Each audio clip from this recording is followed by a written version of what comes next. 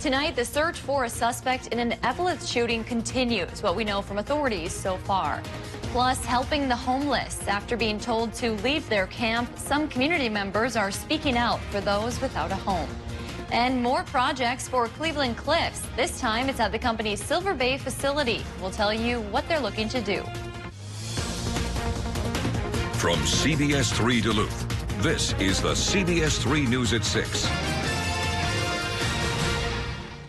Good evening, I'm Kristen Bakke. Tony is on assignment tonight. Thanks for joining us. The search continues for an armed and dangerous suspect tonight after he allegedly shot another man in the head and assaulted a woman in an Evelyn parking lot. CBS3's Ryan Campo joins us live from the scene now. And Ryan, what do police say happened? Kristen, good evening to you. The scene is calm now, but right behind me on Hattrick Avenue, police say the suspect walked up to a car around 10:20 this morning and allegedly shot a man in the head. Police say he also allegedly assaulted a woman in the driver's seat. Before police arrived at the scene, police say the woman and the man in the car drove off. Authorities stopped them on Highway 135, where they found the man bleeding from the head. He was taken to the ER, and his exact condition is unknown tonight. The woman had minor injuries. Police say the suspect and the victims know each other, but did not say what led up to the shooting. Police identified the suspect as Jamar Maurice Smith. This is a mugshot from an arrest 3 years ago. They say he's a 29-year-old black man with shoulder-length dreadlocks, possibly wearing gray sweatpants and a dark blue sweatshirt with an unknown logo on it at the time of the incident. Police say they think Smith is driving a gray Jeep SUV with Pennsylvania license plates on it. Police didn't say where they think he was headed, but if you know where he might be, you're asked to call 911 or the Evelyn Police Department. We have that number on our website, cbs3duluth.com. Now, the incident is still under investigation, and any new details we will have updated both on air and our website. But for now, Kristen, I'll send it back to you in the studio. Ryan Campo in Evelyn for us tonight. Thanks, Ryan. Well, as we mentioned, this isn't the first time Smith has had a run-in with law enforcement. He was originally charged with being a felon, possessing a firearm, and bail jumping after a fatal shooting in Superior 3 years ago. The Douglas County DA dropped those charges after getting additional information from primary witnesses. He's also been convicted of assault in Minnesota. Duluth police are investigating after a shot was fired during an argument. It happened around 2:30 Friday morning near Nicollet Street and 56th Avenue West in the Spirit Valley neighborhood. Duluth police spoke to witnesses but could not find a suspect. Police say those involved did know each other. Let's head over to Caitlin for a look at the weather. Caitlin, feels like winter is yes, here. Very early, too. Yes. So these are temperatures that we see in mid-November. Oh, so. Don't remind me. I know. Unfortunately, we had that 80-degree day, 2 weeks ago? And we're now tracking our second chance for some snow here in the Northland. So we do have some watches and warnings, I should say, kind of in effect advisory-wise. But right now, currently tonight, things are still quiet. So that's not the case right now. We're just seeing some flurries here on the Doppler and satellite. That is just going to be light flurries that you're going to see. No accumulation from that.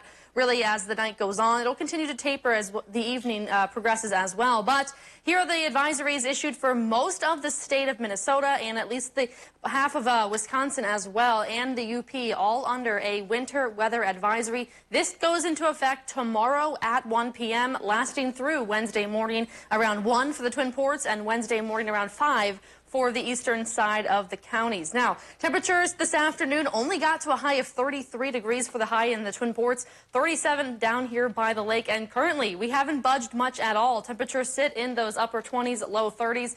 A pretty cold night on tap tonight, but I have details much more coming up in your extended forecast coming up in just a little bit. Thanks, Caitlin.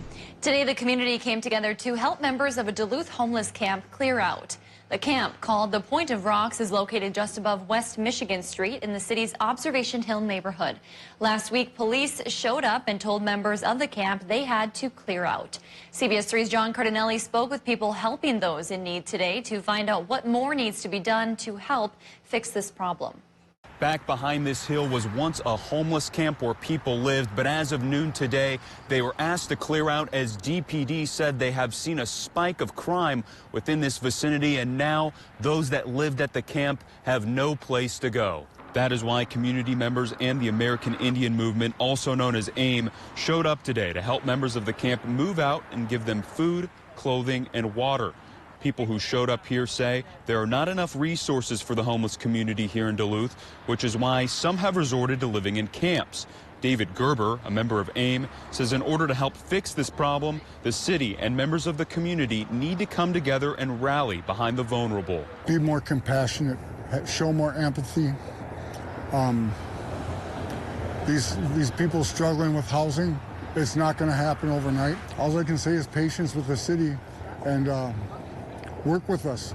Another big concern for members of the community and AIM is where these homeless people will go, especially as we move into the winter. And coming up tonight at 10, we hear from one member who lived at the camp, as well as a city council member who says there may be some help coming their way. All right, thanks, John. Meanwhile, 7 homeless people evicted from city parks in the Twin Cities area filed a lawsuit in federal district court today. The complaint is against Hennepin County, the city of Minneapolis, the heads of local law enforcement, and others. Mid-Minnesota Legal Aid and ACLU Minnesota partnered on the suit. It accuses the city and county of violating the rights of people living in the parks, forcing them to move without anywhere to go, and destroying their property. It called the law enforcement sweeps cruel and wants them to stop. They should not be viewed as disposable, tossed out of the parks, while the city, the county, and the park board and their authorities bulldoze their belongings and throw nearly everything our clients own into dumpsters. Minneapolis city leaders say they saw an uptick in violence in the camps. They say they gave the camps plenty of notice to leave, but since they didn't, they had to involve law enforcement. The city also just approved $2 million to build tiny homes for the homeless. Cleveland Cliffs is seeking a permit from the state, getting them one step closer to a big project at the company's North Shore mining facility. According to the Minnesota Pollution Control Agency, Cliffs is looking to build a new embankment on its Silver Bay property. It would eventually be part of a dam, expanding a tailings basin. MPCA officials say the project will impact about 310 acres of wetlands, about 5,200 feet of Big 39 Creek, and 3,400 feet of Little 39 Creek. The project also includes relocating the West Ridge Railway about 4,000 feet to the northwest. The MPCA released a draft water quality certification today. The public comment period is open now through November 11th. Capacity limits are back in place in Wisconsin. A judge today upheld Governor Tony Evers' order. Evers issued the order 2 weeks ago. It limits capacity at indoor places to 25%. A judge put the order on hold until it could be heard in court today. The owner of 2 restaurants in Superior, Rick Lampton, says he's not surprised by the ruling. He says it's been tough trying to keep staff trained on the ever-changing rules, calling the situation frustrating. The back and forth is ridiculous. You know, the political side of things is just hard to swallow sometimes, and no one can really make decisions, and there's no clear guidance on how to do it. Lampton says his restaurants will likely be down 40 to 50% this year. He says they won't catch up until well into next year. Governor Evers issued a statement reacting to the judge's ruling. He called it critically important in slowing the spread of the virus. Evers called the crisis urgent and is asking people to stay home when they can and wear masks when they can't. Reps for the city of Superior say they're paying close attention to new guidance from the state. They said they'll keep supporting business owners as they work to follow state orders. Wisconsin's Department of Health Services won't be able to share the latest COVID-19 totals until tomorrow. Its computer system is getting an upgrade. The department hopes the upgrade will improve its response to the coronavirus pandemic. The system is used to collect and monitor data on testing, contact tracing, and other metrics. The reporting outage is expected to last until tomorrow. More people are flocking to Wisconsin state parks amid the coronavirus pandemic. Officials report a 12% increase in visitors and camping. The DNR says it pulled in more than $15 million from vehicle admission fees and trail passes from January through August. That's up 21% from the same period in 2019. St. Louis County is warning landlords they could face punishment if a property fails to follow safety protocols during the COVID-19 pandemic. In a letter, the county's Public Health Division Director Amy Westbrook says COVID-19 is spreading in the Duluth area at an alarming rate. Those cases have been linked to social gatherings involving college students in off-campus housing. The county or Duluth could punish landlords if more than 10 people are gathered inside or more than 25 people outdoors if properties don't follow the governor's mask orders or if a property is identified as a threat to the public health. If a matter ends up in court, the landlord could face a fine. The county has also emailed UMD students reminding them of public health recommendations and potential enforcement. Still to come on Live Local CBS 3, some Proctor students are taking to the streets as they protest the current learning model, saying it doesn't work for them. And I'm tracking our now second snowfall here for the Northland. If you've got plans for your Tuesday afternoon, you'll want to tune in next for the timing of details of this next snowfall event. Live, local, CBS 3 News at 6 with Kristen Vaki, Anthony Matt, Kelly Hinson, and weather with meteorologist Dave Anderson on Live, local, CBS 3. The Kelly Clarkson Show right here. Weekdays at 3 on CBS 3. On the fence as to whether or not to get your flu shot this season? Ely Bloomington Community Hospital is making the decision a no-brainer with free drive-up flu shots on October 3rd and 24th from 8 a.m. to 4 p.m. It's quick, easy, and free. Do your part to keep you and your community safe from the flu with Ely Bloomington Community Hospital. It isn't always easy living in the Northland. Up here, we have to count on our neighbors and let them know they can always count on us. I have the honor of serving our community in the State Assembly. Down there, I'm fighting to make healthcare more affordable and broadband more accessible. My opponent has other ideas. He wants to help companies like Foxconn give tax cuts and bailouts to billionaires, leaving us behind. I'm Beth Myers, and you can always count on me. There are a lot of choices when it comes to automotive care, but how can you find someone you trust? At East End Auto, our customers have trusted us for the past 20 years to provide them with the best auto care. As your area's full-service repair shop, with the most modern equipment available to us, and backed by a 2-year, 24,000-mile nationwide warranty, honesty is what our customer relationships are built upon. Locally family-owned and operated. Stop out to see why East End Auto is the community's trusted auto repair home. When Joe Biden wants an update on the virus, he calls on the nation's top health experts. Working together for all Americans is what Joe does. When writing his healthcare plan, Joe Biden worked with both doctors and patients to make healthcare affordable by lowering premiums, reducing drug costs, and protecting people with pre-existing conditions. Joe listened to both small business owners and workers to create his economic plan that cuts taxes for middle-class families, creates 18 million new jobs in his first term, and raises wages by as much as $15,000 a year. Joe Biden's plans will help working families immediately by making the super rich finally pay their fair share. For Joe, it's never been about ego. It's always been about the work he can do for working families. It's what he's always done. Joe Biden brings everyone to the table and gets it done. I'm Joe Biden, and I approve this message. Remove your spooky tree for free with Sawtooth Arbor Supply and Tree Care. Post your dead spooky tree photo on Facebook or Instagram. Grand prize is free spooky tree removal. Hey, looking good in here.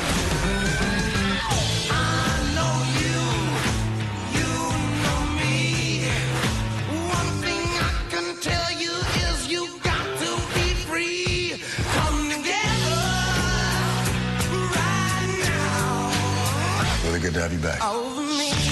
We need each other. It's good to all be together. Watch Jeopardy at 4:30, followed by CBS 3 Live at 5 on Live, local, CBS 3. Season 2 is The here, Kelly y'all. Clarkson Show, weekdays at 3 on CBS 3. And now your Weather Max forecast with meteorologist Caitlin Moffitt. Good afternoon. We've got very cold temperatures that have been in place for quite some time here in the Northlands. If you stepped outside, it's definitely felt a little bit like winter and not so much like fall. Fall didn't last very long here in the Twin Ports. We're at 31 degrees up on the hill. We are under mostly cloudy skies, and currently the observation is pulling up some light flurries out there as well, but we're not looking at much accumulation from that. It's just a lot of light flurries that we've been seeing several days now. It's kind of a similar pattern we're looking at. Winds pretty calm out of the southwest at about 6 miles per hour, and if you take a look at the Doppler and satellite in wider view, you'll see the flurries kind of spread out throughout the entire north region, kind of throughout the Iron Range up the North Shore, but a lot of that isn't quite making it to the surface, and if it does make it to the surface, it's not going to really accumulate just yet, that is. We've got a next system in place. It's going to be set to come into the Northland tomorrow afternoon, so the National Weather Service does have a winter weather advisory in effect. This is for much of Minnesota as well as all of northern Wisconsin and the UP, going into effect tomorrow at 1 p.m., lasting until Wednesday morning at around 1 a.m.,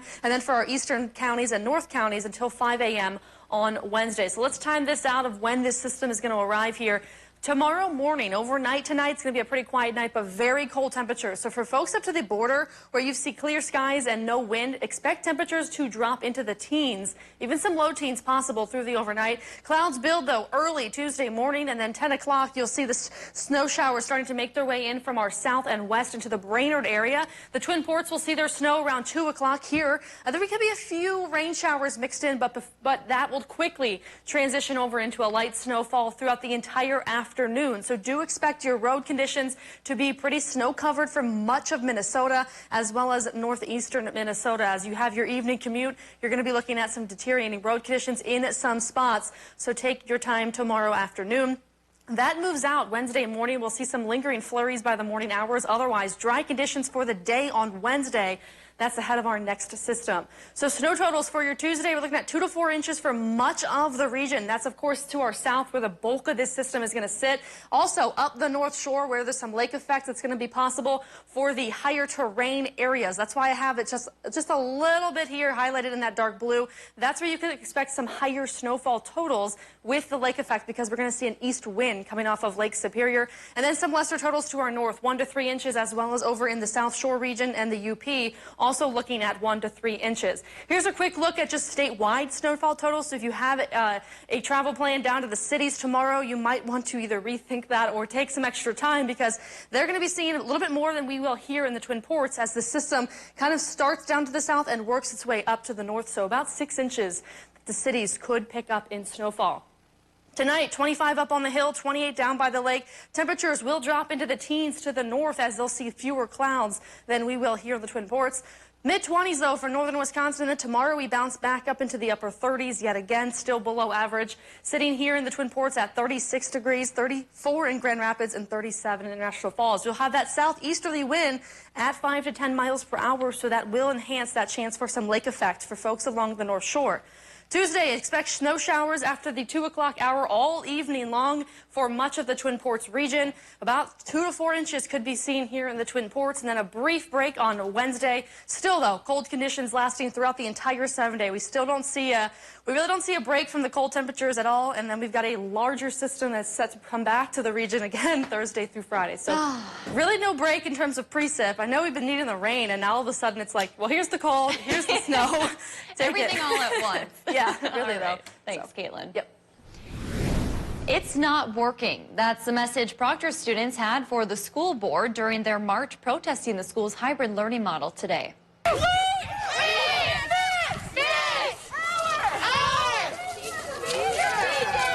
A group of Proctor seniors led dozens of other students and parents on a march from Bayview Elementary to Proctor High School. The students are protesting the hybrid learning model that the school is currently using to keep students distanced during the COVID-19 pandemic. Students we spoke with say the current model leaves them with a bigger workload and less time with their teachers.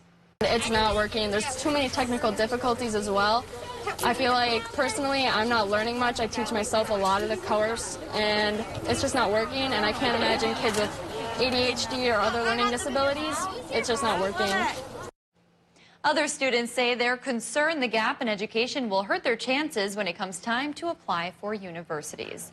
Duluth leaders are hoping to plant the Shop Small seed. They launched the new Locally Rooted campaign today. It's a social media initiative aimed at supporting local businesses during the pandemic. They'll be featuring restaurants, hotels, retail stores, and more.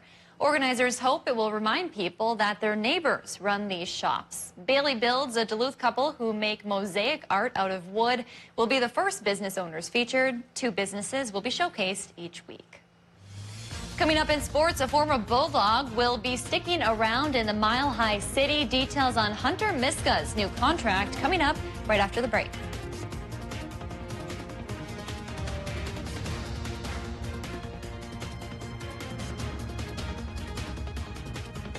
Boat inventory on select Lund 19 and 20 models available.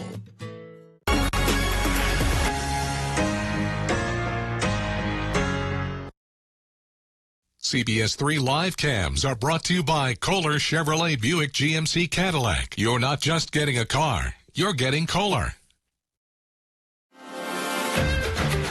Mariah Haberman here from Discover Wisconsin. Join me and the rest of the crew every week on this station for all things Wisconsin. Continue the adventure on Facebook, Instagram, YouTube, and discoverwisconsin.com. Plus, subscribe to the Cabin Podcast, available wherever you listen to your favorite podcasts.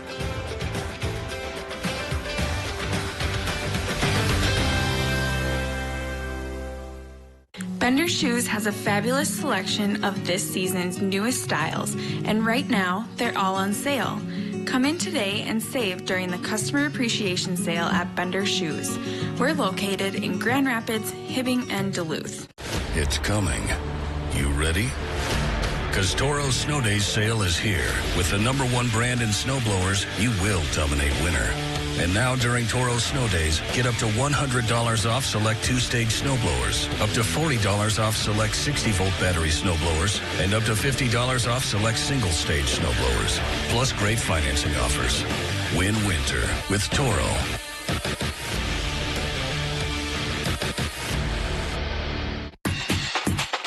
Be smart. Be active. Be confident. Vision Pro Optical is here for you, specializing in eye exams, glasses, contacts, and billing your insurance. Serving the Northland for more than 30 years with you as our focus.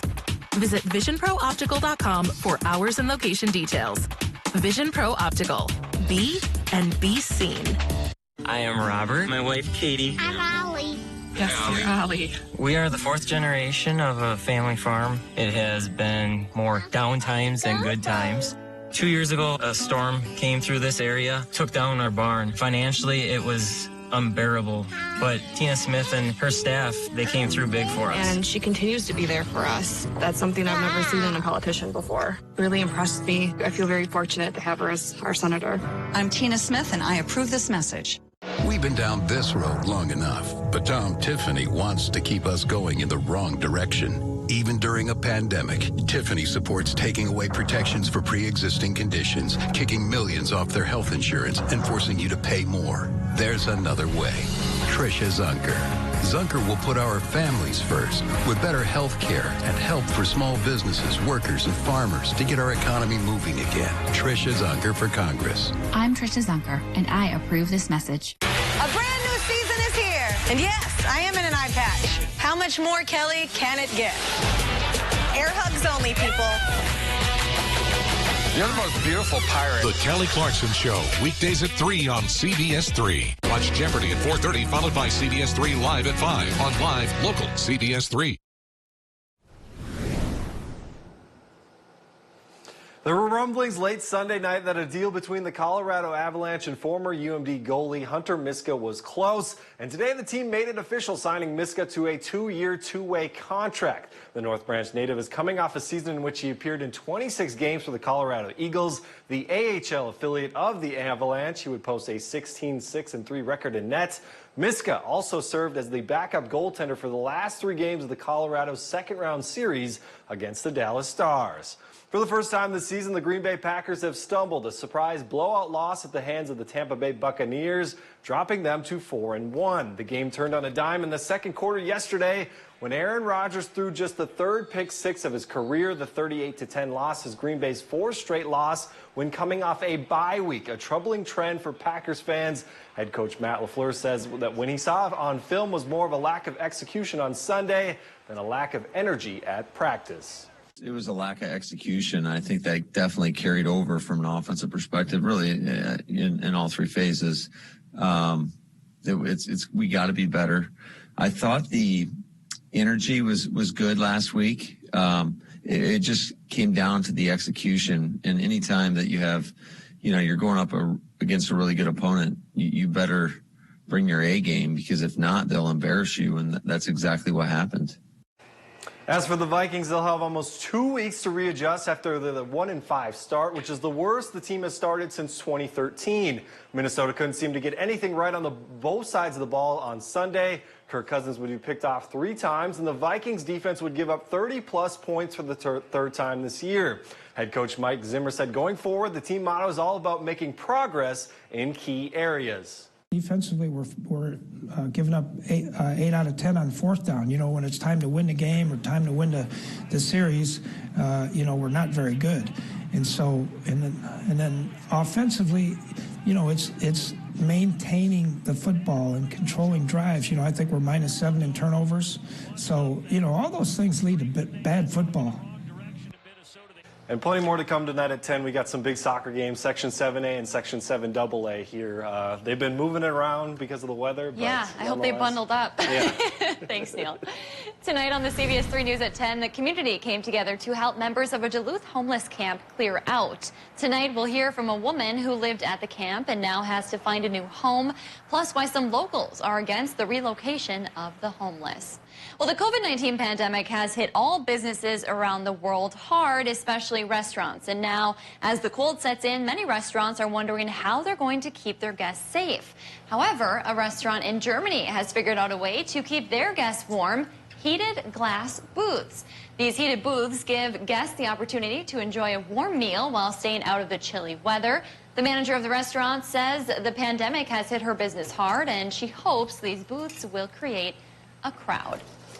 I would do that. That's a great idea. Yeah, especially, I mean, I know that's in here, Germany, but we need those here. We do. Especially with these temperatures. Yeah, because they're not going away anytime soon. No, we are stuck in a very cold pattern of just below average temperatures, and that, of course, is bringing the chances for snow. Several rounds, of course. We saw our first round Saturday. We're going to see our next round on Tuesday, so that does prompt the winter weather advisory you see there on your screen. It goes into effect tomorrow at 1 p.m. So coming up tonight at 10, of course, I'll have much more details on the timing of that snowfall, the snowfall totals as well. So temperature-wise, we're going to sit in the upper 30s tomorrow, so that is going to bring in a little bit of rain for northern Wisconsin, seeing that snow. But do expect accumulating snow for the region on Tuesday that will affect your evening commute in terms of road conditions.